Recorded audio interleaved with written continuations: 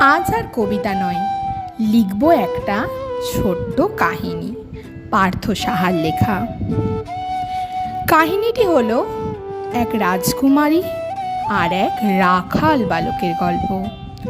রাজকুমারী ছিল খুব সুন্দর আর আরেকজন রাখাল বালক।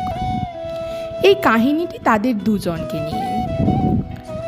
কেউ কাউকেই চিনত না, না সেই রাখাল বালক না রাজকুমারী।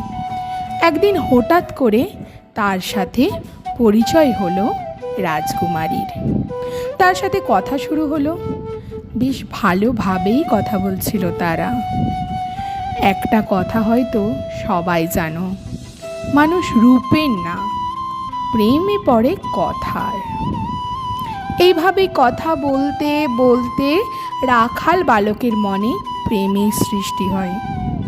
কিন্তু সেই রাজকুমারী জানতই না যে রাখাল বালক তার প্রেমে পড়ে গেছে। তাদের মধ্যে খুব ভালো একটা সম্পর্ক ছিল, বন্ধুত্বের। কিন্তু কথায় আছে, বন্ধুত্ব থেকেই ভালোবাসার সৃষ্টি হয়। একদিন রাখাল বালককে রাজকুমারী জিজ্ঞাসা করলো, তুমি কি কাউকে ভালোবাসো? রাখাল বালক মুচকি হেসে উত্তর দিল, হ্যাঁ আছে। কিন্তু সেই রাখাল বালক কি করে নাম নেবে তার? সে বন্ধুত্বও নষ্ট করতে চায় না আর ভালোবাসাও। হয়তো নামটা নিলে বন্ধুত্বটা নষ্ট হয়ে যেতে পারত। সেই রাখাল বালক সেই রাজকুমারীকে ভালোবেসে কিভাবে তার নাম নেবে?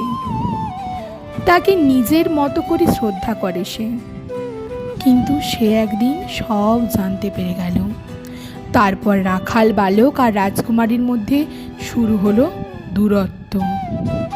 পরবর্তী গল্প জানতে পেজটিকে ফলো করুন।